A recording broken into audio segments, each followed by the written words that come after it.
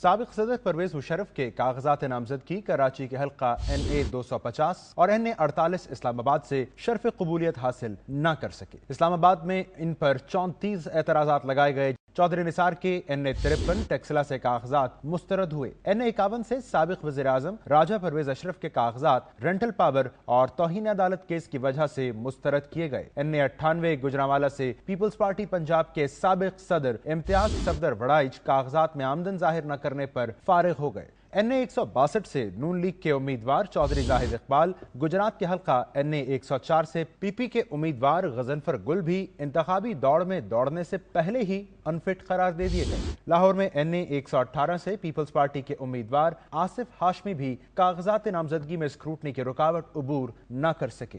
NA 178 سے جمشید دستی اور NA 30 سے PTI کے امیدوار محب اللہ بھی جانچ پڑتال کا مرحلہ عبور نہ کر سکے۔ جھنگ کے حلقہ NA 89 سے وفاقی وزیر تعلیم شیخ وقاص اکرم کے کاغذات جعلی تعلیمی اسناد کے باعث مسترد کر دیے گئے۔ NA 1 پشاور سے پیپلز پارٹی کے ذوالفقار افغانی اور NA 16 سے سابق پارلیمانی سیکرٹری حیدر علی شاہ کاغذات نامزدگی کے مرحلے میں ہی ناک آؤٹ ہو گئے۔ خیبر پختونخوا کے سابق وزیر خزانہ نوابزادہ محسن علی خان خود 32 کروڑ کے بینک نادہندہ نکل آئے۔ الیکشن کمیشن نے کرک میں NA 15 اور PK 45 سے ان کے پر کاٹ دیے۔